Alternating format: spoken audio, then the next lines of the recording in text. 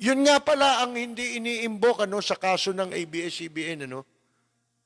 Pinagpipilitan nila dual citizen daw. Gusto nilang impression, labag sa batas yung magmay-ari si Lopez ng himpilan ng ABS-CBN dahil siya ay US citizen. Kahit na siya ay dual citizen. Ito ngayon ang tanong na hindi nila tinatanong dyan sa Kongreso. Bakit pag eleksyon, yung mga kababayan natin sa abroad, nakakaboto sila. Kahit na mamamayan na sila ng Amerika. Totoo ba yan o hindi totoo? Di ba ang laking katarantaduhan? Yan, ba't hindi tinatanong ng kahit sinong congressman? O kaya ay isinasagot nitong ABS-CBN. Paano? Ayaw nilang ma-antagonize ang gobyerno. Mga kaibigan, yun yung sinasabi natin sa kausap natin kanina. Bakit ganon? Sabi ko, ba't hindi sila nagsasalita nung katulad nung ipinapaliwanag mo na ang issue sa ABS-CBN ay prangkisa, pero sa ibang issue sila pumupunta na walang kinalaman sa mga sinasabing paglabag na pwedeng magawa ng mga himpilan sa ilalim ng franchise law. Wala silang sinasabi doon Halimbawa, hindi nagbabayad ng buwis, di ba, nung una. Paratang yun. BIR case yun Ito naman mga lukulukong, mga gustong makapaghigante o kaya ay nabayaran, o kaya ay gustong kumita sa kasalukuyang administrasyon, kung ano-ano sinasabi nila, dati silang mga empleyado o nagtrabaho sa ABS-CBN. Sinasabi nila, yung kanilang hinanakit, hindi naman yan ang basihan sa paggagawad ng prangkisa Dapat, ang sabihin mo, yung merong kinalamang paglabag na ginawa nila sa ilalim ng franchise law. Pero kung ang sasabihin mo, hindi kami binayaran, tinanggal ako dyan, maraming loko-loko dyan, ganito yan, personal nyo yun. Hindi ba? Walang kinalaman yun sa franchise. Ano yung sinasabi mo? Bakit mo sinasabi yan? Gusto mo makaganti ka sa ABS-CBN. Nagiganti ka. Bakit? Tinanggal ka ba't di ka doon ka sa Department of Labor magpunta? Labor case yun kung tinanggal ka hindi ba? Meron na niyang ganon. Nagsasamantala sa mga talent, mga ganyan. Meron namang pwedeng pagdulugan ng kasong yun Wala namang kinalaman sa franchise yun. Ano yun? Lahat ng gagawin ng isang tao, violation sa franchise? Kung umihi siya sa labas ng karsada, bawal umihi sa karsada, violation ba ng franchise yun? Mga damuho kayo. Nagpapanggap kayo. Di ba? Nagsisipagpanggap PDR naman, sabi na naman itong si Marcolecta, ano yan? Parang ano yan tumaya ka sa karera. Pinaliwanag niya pa May inutusan daw, halimbawa, siya tataya, may inutusan siya, itaya mo ko 1, 2, 3, 4, 5. Ngayon, pag nanalo yun, hindi raw mapupunta dun sa inutusan niya yon. Ang gagawin ng inutusan niya, ibibigay sa kanya yung premyo. Nagkakarera to. Di ba? Bakit yun ang ginamit mo Ang layo nun. Ang sabi ng Securities and Exchange Commission, wala kaming sa katayuan para sabihin na yung PDR may violation ng ABS-CBN at pati na ang GMA 7. Binanggit nila eh. Hindi lang para sa ABS-CBN yun na kami ay hindi pwede namin sabihing may violation sila. Ibig sabihin, walang violation eh. Pati ang GMA 7, ganun din. Yun ang tinatawag na equal kayo sa batas. Hindi yung ito masama, ito lang ang si-single out mo. O kaya, mabuti, ito lang ang isi-single out mo. Kaya nagkakahalataan na talagang merong nagkaka-interes na makuha yung ABS-CBN, mga kaibigan. Iniimbot. Merong nag-iimbot sa ABS-CBN na makuha yung prangkisa na yan, mga kaibigan. Wala silang maipakita Nanloloko na lang, naka-televise pa na mga naka-Amerikana pa, mga nakabarong pa Pinalalakas pa yung boses magtatanong sila Remulla. Ba't hindi magsisipag-sipsipan yan? Si Marcolecta, gustong sumikat, gusto rin magkapera. Sa ginagawa, magpalakas, di ba? Kay Presidente Duterte, mga kaibigan. Pag lumakas siya lang makikinabang sa lakas niya Kasama ba tayo ron? Kasama ba yung, kung ano man yung party list na kinakatawan niya? Makikinabang ba yung pinalilitaw nilang hindi namang mga totoong mga miyembro? Hindi ba?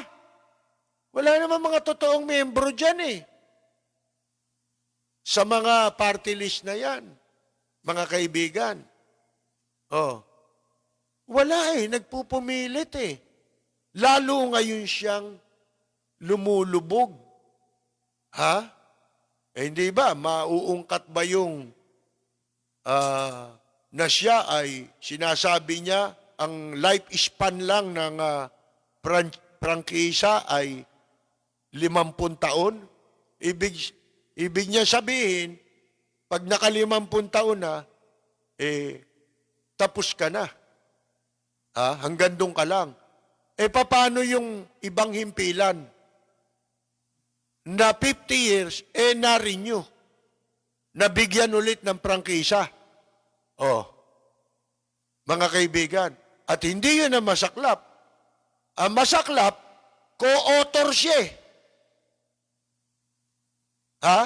nung bill na nagagawad ng prangkisa sa ilang mga istasyon na 50 years na-renew pa. Tingnan ninyo kung di sinungaling yan. Di ba? Pagkatapos, yung reporter, pinasasama nila. Bakit nila ginagawa yan? Sino ba yung nagsasalita ngayon laban sa ABS-CBN? Si Remulla. Nakalimutan ba ni Remulla? Yung isang kapatid niya, dating reporter ng ABS-CBN. Hindi sana sila makakabalik sa pwesto kung hindi dahil dun sa naging reporter yung kapatid nila Di ba? Yung si Gilbert. Sino ba ang governor ngayon ng Cavite? Yung ba? Yung Gilbert? Mga kaibigan. Dati reporter ng ABS-CBN yan At saka, sino nga naman ang hindi mang-iipit sa ABS-CBN kung katulad ni Boying Remulla? Sila may malaking naibentang pogo diyan sa Cavite. Yung island ko, binenta nila. At ang masama, yun daw, yung binenta nilang lugar, tabindagat yun ng Manila Bay Usog ng usog mga kaibigan Napalaki yung lupa Nagkaroon ng reclamation, ibig sabihin. Sipin ninyo yan? Sinalaula yung Manila Bay. Patapos yung lahat ng mga puno ron, pinagpuputol. Kaya huwag kayong magtaka kung bakit nagkakandara pa sila sa pagsisipsip, ha? Laban sa prangkisa raw ng ABS-CBN, wala naman sila maipakitang nilabag na batas sa prangkisa. Yung sinasabi nila, akusasyon sa ibang issue. Pero sa prangkisa, wala. Sabi ko nga sa inyo, ang isang tao, halimbawa, nagnakaw, yung kaso inakyat sa korte, saan ba siya lilitisin? Sa kaso ng pagpatay? Ha? Siyempre hindi. Sa kaso ka ng pagnanakaw, lilitisin ng hukuman. O, lika rito, testigo, umupo ka ron. O, ano masasabi mo sa ginawa nitong pagnanakaw? Ano, pumatay eh. Yung judge, baka yung martilyo, palo sa ulo mo eh. Yung gable. Di ba? O, sinasabi ko lang, hindi pwede yun. Sa kanila pwede. Mga kaibigan, para makapagpakita ng katapatan kay Presidente Duterte. Sino mapapabuti? Sarili nila. Mabuti sila. Di ba? Makapagpapasiklab doon. Kaso, puro sabit. Katulad ni Marcoleta, mga kaibigan. Wala pa naitanong na tama yan eh. Nagsinungaling pa ron. Lahat ng text niya ron sa reporter, may kopya. O, hindi niya mapasinungalingan ngayon. Unang pinalalabas niya sinungaling, yung reporter, sinisisi niya. Yung pala, ito, nag-research yung reporter. Totoo yung sinasabi, hindi niya mapasinungalingan. Kesyo Urban Porya, anya ako hindi ko kasali sa prangkisa. Hindi, ito, nakapirma kayo. Mga kaibigan. Tapos sa pagpapaliwanag daw, hindi raw tinupad nung mali. Pinakita yung ebidensya, siya pala nagsisinungaling. Tapos sasabihin mo, yung PDR, parang tumaya sa karera. Ba't alam mo pagtaya sa karera? Tsaka pagtaya sa loto. Di ba? Pagtataka ka. Ang masama sa'yo, hindi ka nagbibigay ng tip para may pakinabang man lang sana sa iyo publiko. Sa susunod, na magkakarera ka ng kabayo at saka tataya ka sa loto, mamigay ka ng tip. Di ba? Tip sa tatayaan. Magaling ka palang tumaya dyan eh.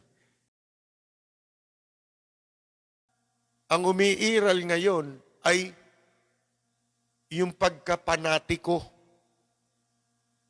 ng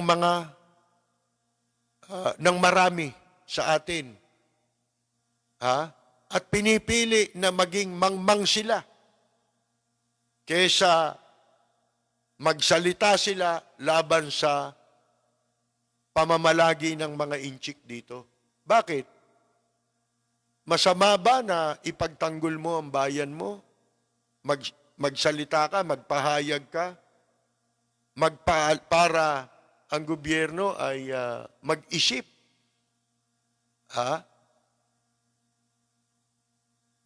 Kung anuman ang mga posibleng mangyari ay mahadlangan nila. Hindi.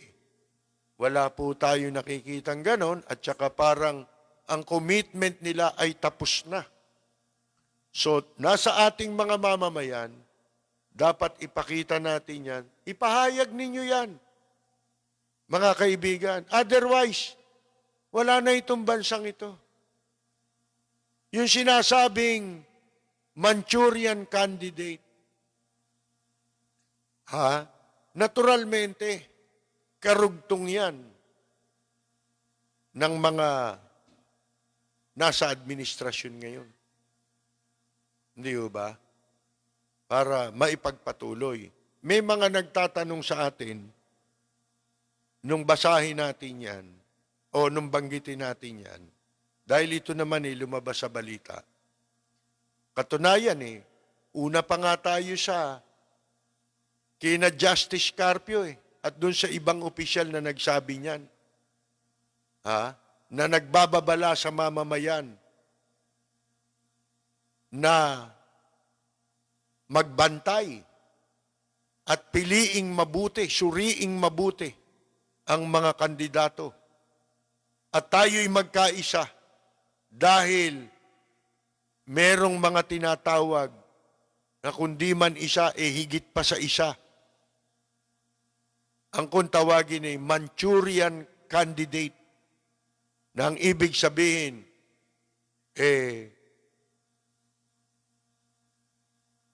maglilingkod sa interes ng mga kalaban. Kasi yung Manchuria sa China yan. Di sila yun. Hindi ho ba? Ngayon, yung pong sinasabi na sa 2022 election, mga presidential elections, mga kaibigan, napakahirap niya. Nagtanong sa atin yung mga nakikinig sa atin, paano nating malalaman? Sino yan? Sino yung mga yan? Alam nyo, kung ngayon natin huhulaan, hula yun. Kaya nga, sa simula pa lang ng mga broadcast natin sa mga nakaraan, matagal pa, sinasabi na natin na baka magulat na lang tayo. Isang araw, nasa kamay na ng inchik ang Pilipinas. Sa paraan na sila na ang naglalagay ng mga leader sa gobyerno. Hindi ba kapareho yun? Nung sinasabing pagkabahala. Yung pagkabahala na merong mga kandidatong pakakawalan. Siyempre, sa panahon ng eleksyon, sino, doon sa nagtatanong sa atin, hindi mo masasabi ngayon yan kung sino yung mga yan. Kapagkat, sa panahon ng eleksyon, ang sasabihin niyan, hindi yan magsasabi na kami kandidato ng China. Sasabihin ba nila yon? Mga kaibigan. At isang malaking issue dyan, eleksyon po ito ng Pilipinas. Hindi po ito eleksyon ng China. Ang pwede lamang magkaroon ng karapatan na lumahok sa anumang paraan dito sa eleksyon at makialam sa eleksyon, tayo lamang dito sa Pilipinas. Tayo lamang mga Pilipino. Ngayon, kung nasa abroad kayo, may pakialam din kayo dahil botante pa rin kayo. Sino ba ang hindi magkakatugma ang ginagawa? Di ba itong nasa gobyerno ng mga kasama ni Presidente Duterte? Lumalabag sa protocol. Sino ba yun? Sila yun eh. Pag iba gumawa, paparusa. Pag sila gumawa, hindi. Pag merong nagnakaw dito, hindi masama. Pero pag iba nagnakaw, yung nakaraang pang administrasyon, masama yun. Pero pag sila gagawa, hindi masama. Lahat ganun eh. Ito naman mga kokak na palakang kokak, wala itong mga ito. Mga utak nito, ganun, no? Sinasamantala yung... Kasi nangyari dito, hindi katulad natin, nabigo tayo, nagsisi tayo sa nagawa nating desisyon na ikampanya itong si Presidente Duterte. At least ako, nasa tama pag-iisip ko. Hindi nababago ang pag-iisip ko sa paghahanap ng matinong gobyerno. At para sa ikabubuti ng mamamayan at ng bansang Pilipinas. Ito mga to, wala may iniisip to eh. Unang-una, ang kinakalaban nila, yung walang ginagawa. Halimbawa tayo, wala naman tayong kapangyarihan sa gobyerno, di ba? ang sa atin ay ginagampanan natin ang trabaho ng mamamahayag. Ha? Oh. Kaya sundin ito ng gobyerno, kaya hindi. Sila yun di ba? Sila yung gagawa Sila ang gagawa ng kanilang ikasasama. Hindi naman tayo di ba? Oh. Katulad nun, ikinampanya natin yan. Oh. Pero ano nangyari? Nabigo tayo, mga kaibigan. Ako ba nagkamali? Ako ba gumawa ng mali? Ba hindi ako. Nagsisisi ako sa nagawa ko, pero hindi ito sa pagkakamaling kasalanan ko yan. Hindi ko na kasalanan yan. Nagpakasama yung tao Di ba? Ang gusto ng tao, masama O ano magagawa natin doon? May magagawa pa ba tayo? Inahangad na nga lang natin. Bumilis yung araw papunta sa 2020 election para muli tayong masubok, tayong mga Pilipino, na makapili tayo at humanap tayo ng panibagong leader. Baka sakali na naman makatagpo tayo ng matinong leader. Pero may pangamba. Dahil maraming natatangay ngayon ng maling paniwala. Yung kung tawagin panati. Ano yan Pagkapanati ko yan Fanatism. Di ba? O, mga kaibigan, yun ang klase ng mga tao ngayon. Kumbaga nung araw, Nuranyan, tsaka Bilmanyan. Ganyan lang. Sa ganyan, umiikot ang bansa natin. Ako ba, anong tunay na inahangad natin? Yung wala ng Marcos, kalimutan na natin yan.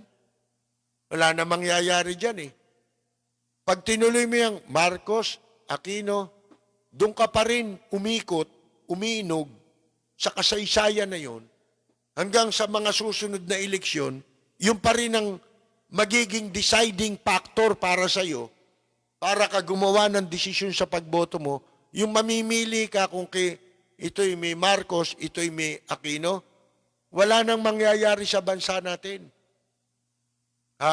Ang dapat, lumimot na tayo dyan. Kung sila man ay nababanggit natin sa ating palatuntunan, yung mga pagkakamali, yung mabuti, para maging basihan sa paggawa ng tama ng susunod na mga administrasyon. Saan nagkamali ito? Baguhin mo para hindi ka magkamali. Di ba? Yung magandang ginawa, tularan mo. Di ba yan ang sinasabi natin noon pa? Tularan mo kunin mo yung magandang ginawa. Yung masama, huwag mo gawin. Para maging dakila ka. Mahirap ngayon, wala na ngang tayong makitang pag-asa na may nagawa. Gusto pa sila pabida. Gusto bayani pa sila. At kikilabutan ka pa. Kung araw ng mga bayani, araw ng kalayaan, makikita mo sila. Umaawit ng lupang hinirang. Ang mga kamay niya nakapatong pa sa dibdib nila, di ba? Nakatingala sa bandila habang itinataas ang bandila natin. Na akala mo tunay na nagpapahalaga sa simulaing ipinakipaglaban ng ating mga bayani. Pero ang totoo, sila pala ang pumatay sa simulaing itinaguyod at ipinakipaglaban ng ating mga bayani. Walang preno kung bumatikos, malalim at makatwirang komentaryo. Mag-ingat ang mga politikong gumagawa ng kalokohan at baka kayo ay tamaan ng Rapid Fire! Si Pablo Antonio, Sabi niya, dati siyang maka-Duterte, pero nakikita niyang mali na ang kanyang desisyon. Marami naman ho yan eh. Baka siguro yan ang dahilan, kaya kailangan na nila ang horror bill, di ba? Dahil marami na nakakahalata. Sabi ko nga sa inyo ako pwede sa lokohan ha. Isa lang kondisyon, huwag matagal. Kung hey Pachoy ha, Independence Day ngayon eh. Oh, makakabati ka pa ba ng Happy Independence Day ngayon? Dapat ang batian ngayon. Kung hey Pachoy, yan po ha. Binabalita rin natin, baka hindi nyo pa alam, at alam ko naman, ewan ko kung maraming may interest, mabuti na rin yung maibalita na ito si dating DFA Secretary Perfecto Yasay Jr. ay pumanaw na sa edad na 73. Siya po yung panahon ni Erap ba yan? Chairman ng Securities and Exchange Commission at naging unang Foreign Affairs Secretary ng kasalukuyang administrasyon ni Presidente Duterte dahil kaklase yata ito. Di ba? Pero binasa ko yung yung balita, hindi nilagay doon na itong si Yasay, kaya po nakilala ito, meron siyang ginampanang mahalagang papel sa pagkakapatalsik kay ousted President and convicted plunderer Erap Estrada. Yan po ang nagsiwalat ng mga katarantaduhan. Yung mga kung ano-ano, sa corporation, mga, kung tawagin, mga shell company, at saka kung ano-anong corruption na pinagagawa ni Erap Estrada. Alam mo kung ba't di niya napabaliktad si Yasay? Kasi ang apelyido nito, Yasay eh. Baliktarin mo apelyido niya. Basahin mong pabaliktad, yun pa rin. Kaya hindi niya napabaliktad, di ba? Ito yung kung mag-English, akala mo yung English nito kumakalabukob eh. Mga kaibigan eh, di ba? Lintik eh. Parang akala mo ang English dito talaga sa Pilipinas nang gagaling, hindi sa hindi sa United Kingdom eh. Mga kaibigan bueno, yan ang sinasabi lang natin ha. Lumilitaw kayo kapag nanganganib ang bansang ito, ang mamamayan at ang ating bansa. Tama yan. Parang si Kawal de Carbonell, isang veteranong mamamahayag sa radyo at sa dyaryo, pero mas nakilala sa radyo noong mga panahon ni Marcos. Lumalaban sila, magkakaiba kami ng paniwala. Pero hindi kami nag-aaway. Mga kaibigan? Minsan nga, nagkakasagutan sa mga programa, pero nagkikita-kita. Pag nagkita, iba pinag-uusapan. Walang pinag-uusapang masamang tinapay. Yan ang very civil ang mga tao nung araw. Panahon ni Marcos, kahit nung panahong naging Cory na, hindi nila hinaras ay yung mga Marcos, ang nangaharas iba. Pero yung mga nasa radyo, hindi ginawa yan. Mga kaibigan. Ano pa? Yun nga sinasabi natin, yung mga ganyang klase ng tao, hindi basta mananahimik yan eh. Sino magsasalita? Di ba? Yung mga tao na yan, mas malaki ang ipinuhunan yan kumpara mo sa mga opisyal na nasa gobyerno. Kumpara mo sa mga congressman, ito May kukumpara mo ba yan sa mga komentarista? Kaya lang, sa ngayon po, iilan na lang ang natitira. Yung iba, bumaluktot na Kumbaga sa babae, nakatuwad na Ah? Parang prostitute. Diba? Nagpapagamit na lang kasi mga gurangis na Pag may makukutongan, doon sila. Ito namang nagpapanggap na isang si Linggoy Baboy, mga kaibigan, akala mo kung sino, standby ka lang Ha? Ikaw yung galing sa angka ng mga mayayaman, pero ang laging gusto mo, makalibre ng pananghalian at almusal. Ha? Kaya tumaba ka ng tumaba, sa kagaganyan mo, naging ubis ka. Ha? At hanggang lumaylay na yung dibdib mo. Kalalaki mong tao, hindi ka laylay ang dibdib mo. Di ba? Masyado kang walang Alam mo ba na, itong si Linggoy Baboy, mga kaibigan, abusado yan nung panahon ni Cory. Yan ang nilagay sa NTC. At kami noon nagbo-broadcast sa DCME. Mula umaga hanggang from sign on to sign off, opposition lahat yung kay Cory. Ngayon, isang araw, gustong magsipsip buto kay Cory, mga kaibigan, akalain mo, wala namang utos si Cory Aquino, isinara niya yung DCME, nilusob doon, nakasuot pa ng patig yan Hindi naman siya militar. Mga kaibigan, kasi mo, commissioner ka ng NTC, nagsuot ka ng wala namang gera.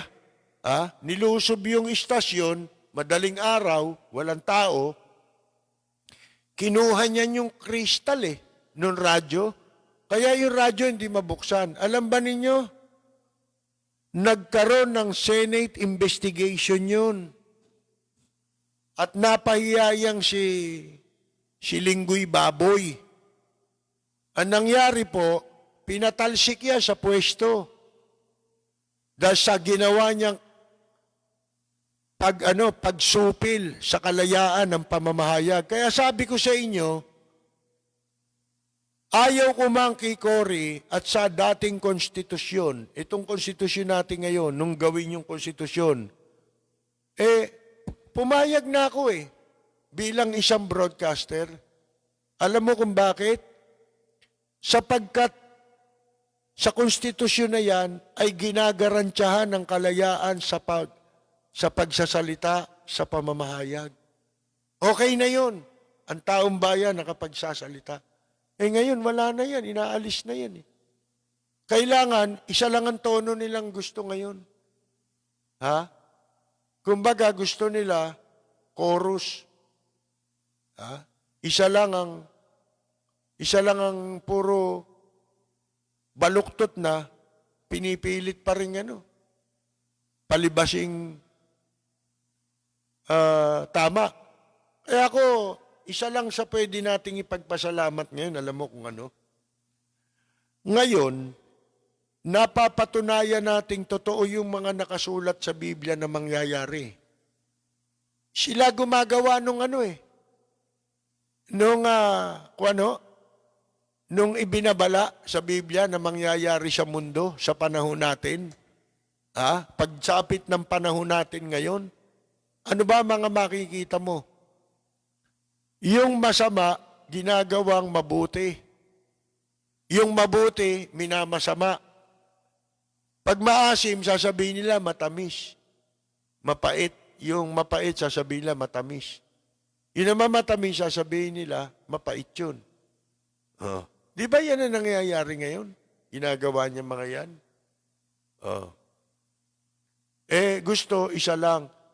Yun nga sinasabi natin Sabi nyo, bias ang ABS-CBN. Bakit ang gusto nyo? Isa lang ang, puro tama lang ang gobyerno. Hindi ba bias yun? Masahol pa sa bias yun Ano tawag mo ron? Anong tawag mo ro? Mouthpiece? Gusto nyo lahat ng istasyon, lahat ng dyaryo, mouthpiece nyo? Ano kayo? Saan nyo kinuha yan? Oh. Pag hindi ka sumunod, alam mo na. Di ba? Alam na. Aminin. Oh. Pwede ba yung isa lang ang sasabihin? Bakit? Inimbento ba yung radyo tsaka yung dyaryo, yung media? Para sa kapakanan ng isang paniwala? Ha? Pinakamasahol na yung ginagawa nyo. Di ba kayo nahihiya sa balat nyo? Kaya malalaman mo totoo, Biblia, kung nung araw sila sinilang, mga kaibigan, iba mangyayari nun. Di ba? Mabuti ngayon sila sinilang eh. Dahil kung noon, hindi sila magtatagal lalo. Di ba? Hindi magtatagal. Oh. Bakit? Isipin mo, isa lang. Nung araw makapangyarihan ng reliyon di ba? Oh. Ganon din yung gusto mangyari nung araw, di ba? Isa reliyon lang. Ano nangyari? Wala rin Oh. Hindi ka makapamimili ng paniniwalaan mo. At ang masama, pag nasakop tayo ng China, sunog lahat ng mga house of worship ng mga relihiyon dito. Katulad ng ginagawa nila sa China. Mga kaibigan, manganganib ang relihiyon. Sapagkat, para sa mga komunista, yung relihiyon, lason. Oh, mga kaibigan, papayag ba kayo ng ganyan? Alam nyo, maraming mga kamalian, hindi man ewan ko kung maituturing nila na pwedeng gawin. Kasi walang nadadala dito sa mga opisyal Makikita mo bakit. Nababahala sila na gawin sa kanila. Baka yung batas, kaya ayaw nilang sundin, yung mga batas na magpaparusa sa mga nasa pamahalaan. Ayaw nila noon yung batas na yun. Gusto nila mga batas na magpaparusa laban lang sa mamamayan. Halimbawa na, yung batas sa pagnanakaw. Pagka nahatulang ka ron, makukulong ka. Ayaw nila yon. Kaya tahimik sila, di ba, sa nangyari kay Erap Estrada, di ba? Ba't pinalaya yan? Si Erap Estrada. Sipin mo, nung makalaya, tumakbong alkalde sa Maynila, nanalo pa, naku, katakot-takot na corruption na nangyari sa Maynila. Di ba? Wala nang dala. At tinutularan na, nagiging pattern na yung ginawa ni Erap. Kaya yung mga sumunod na nakasuhan ng plunder, lumalaya-laya lang ngayon Absuelto, saan ka nakakita ng plunder law? Si Bong Revilla, absuelto, yung dalawang kakutsaba niya, kulong, convicted. Paano nangyari yun? Samantalang yung plunder, yan po ay conspiracy. The act of one is the act of all. Yung kasalanan ng isa, pag sinabi mong conspiracy, kasalanan yung lahat yun. Di ba? Maniniwala sana ako, absuelto si Bong Revilla, absuelto rin yung dalawa. Di ba? At mas lalong kapanipaniwala, dahil convicted yung dalawa, dapat convicted si Bong Revilla. Walang preno kung bumatikos. Malalim at makatwirang komentaryo. Mag-ingat ang mga politikong gumagawa ng kalokohan at baka kayo ay tamaan ng Rapid Fire!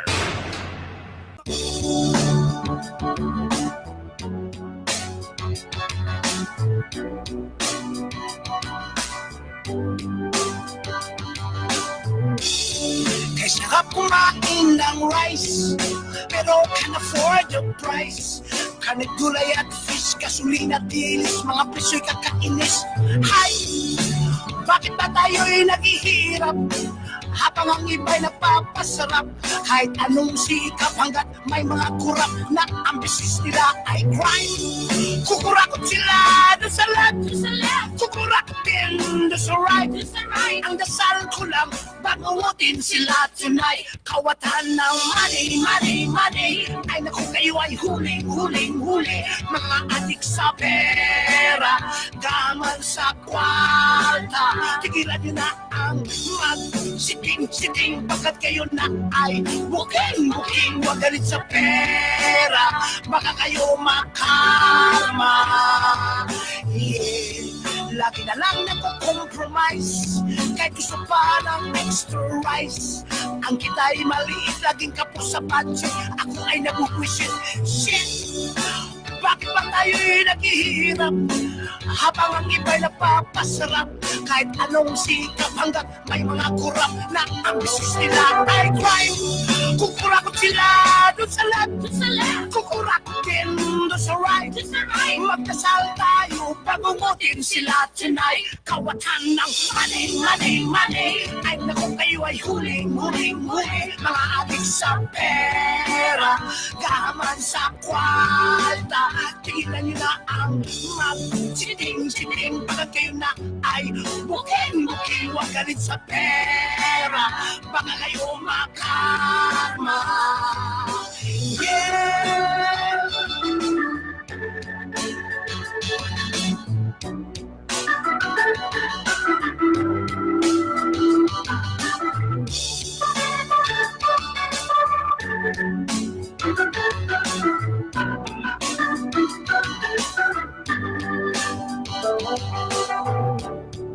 Kukurakot sila dun sa left, kukurakot din dun sa right.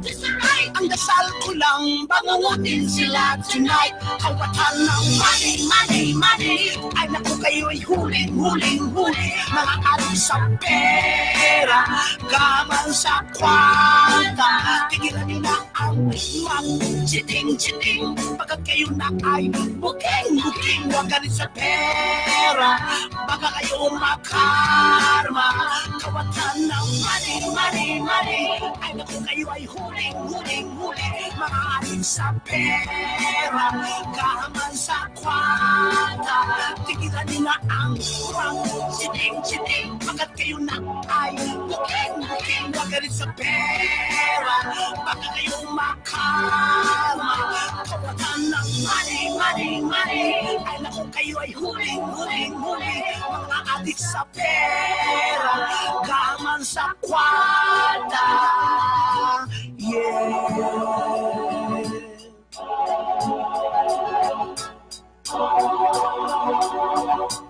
Oh, si Joel Cruz.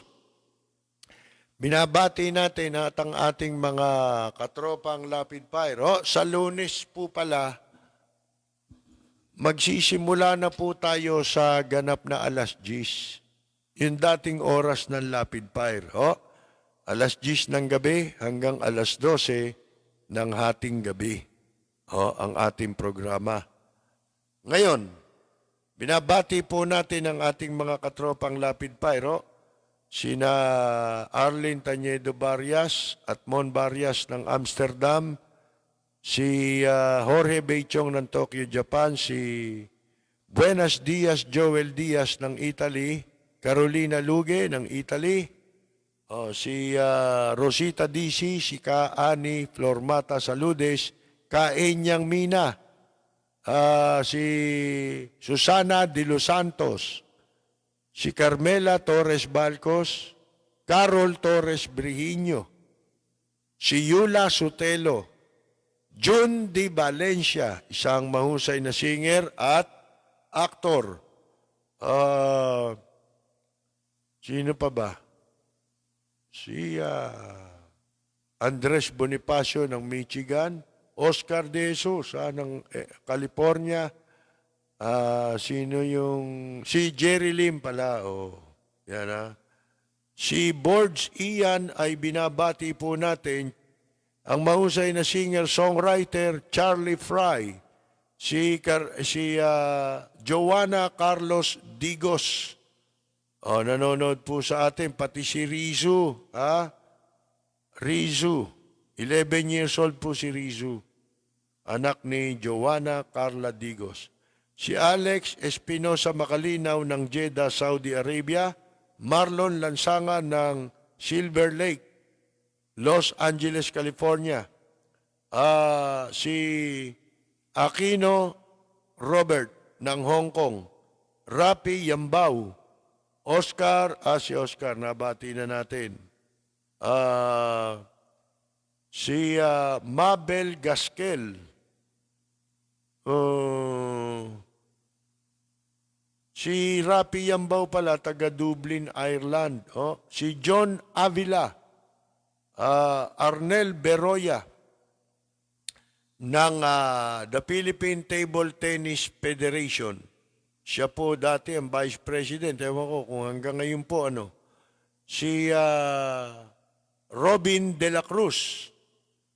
Si Ted Noriega D. Maculangan. Cyril Belen. Meron sulat Koreano rito, ang sabi, magandang gabi po, Ka-Percy. Yung pangalan niya nakasulat sa Koreano. Si Roy Japan Tour nga pala, sa Japan, yung mga pupunta dyan. Kaya lang ngayon wala pang visa dyan. Sana maibalik na. Kaya lang ibalik man yan kung tumataas ang bilang ng mga may COVID dito sa Pilipinas dahil walang ginagawa gobyerno, wala rin, di ba? Ang gustong antayin yung China lang, di ba? Pinatatagal, gusto marami para malaki kita, di ba? Ang liliit pa naman ang kita ng inchik dahil singkit yan di ba? Maliit lang ang nakikita niyan Si Mark Bundalian, si Marlon Lansangan, Ricky Valero, Oscar Villarus, Mon Samson ng Manila Bulletin, isang veteran photojournalist ng Manila Bulletin. Si Concepcion Ison Chulbo at si Leds Chulbo ng Rizal, isang musician, minabati natin. Si Lilian Cato Ruiz ng Bay Area sa California. Romulo de Guzman, Romualdo Reyes. Si Cyril Belen ng Antioch, California. Reddy San Miguel. Si TC Cuevas. Si Giselle, nanonood din si Giselle. Si Well Salyao, binabati po natin. Eris Rachel.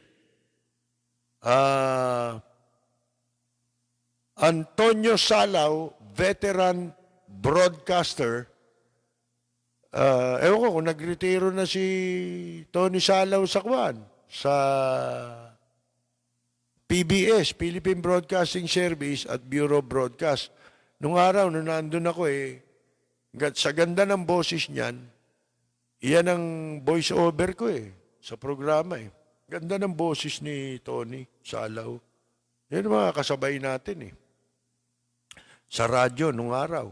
Si Gina ng Maynila, Gina ng Maynila, Henry De Leon Esposo, si Edwin Javier, Nesita Cervelas Pabros ng Spain, Rosalini Jezebela ng Atlanta, Georgia, Leo Villena, Sama Maybay sa Amerika, si Joel Cruz, ng San Diego, at saka si Lulu, binabati natin. Si Kamaita Basilio, at tropa natin, Greg Velus Jr., John Reyes, si TC, nabanggit na natin, si Mr. Cuevas, si Willie Ong, Si RJ Rivera, si Kagawad Eliana Ilasar Kalunsag at dating barangay chairman Boy Kalunsag ng Santa Mesa, Edwin Javier, Romulo de Guzman, Ray Ramos, Edna Ferreras Vargas ng Hong Kong, Leonardo Arumin ng Las Vegas, Nevada, at yung kanyang apo na si Vian sa kanyang kaarawan sa darating na linggo. Ka-birthday pala yan ni President Trump, si Vian. Bibian siguro ito. At dahil birthday niya, ito batiin natin si Vian, apo ni Ginoong Leonardo Arumin ng Las Vegas, Nevada. Para sa nagdiriwang ng kanilang kaarawan, Happy birthday! Ang bati ko, ang bati namin sa iyo. Nawa ay lumigaya ka.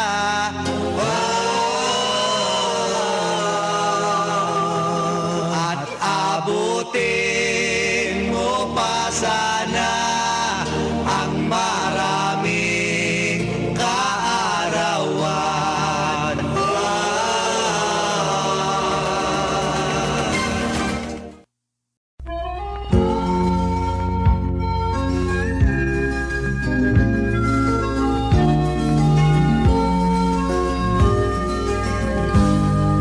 Sa bayan ko ay isa ang lahi, dito'y wala ang pagkukunwari. Hindi padagaig, sadyang kilala sa daigdig, may pagkakaisa sa bawat nais. Ang bayan ko'y punong-puno ng yaman, bakit ito'y kailangan pang iwanan? Hindi nga ba't anong sarap mabuhay ng buong ganap? Sa bayan mo, sumapit man yaong wakas. Dito sa bayan ko, lahat kami pantay-pantay. Walang nang aapit, ang pag-ibig ay tunay. Dito sa bayan ko, dito'y makikilala mo ang isang kaibigang nagmamahal sa'yo.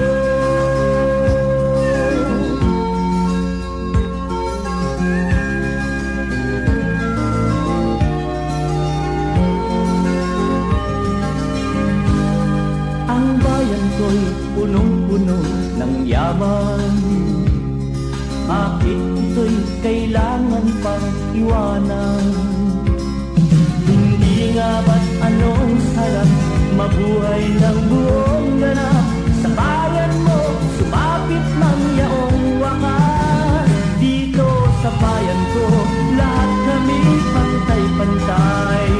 Walang nang aapit, ang pag-ibig ay tunay. Dito sa bayan ko, dito'y makikilala mo ang mga kaibigang nagmamahal sa'yo. Dito sa bayan ko, lahat kami pantay-pantay. Walang nang aapit, ang pag-ibig ay tunay.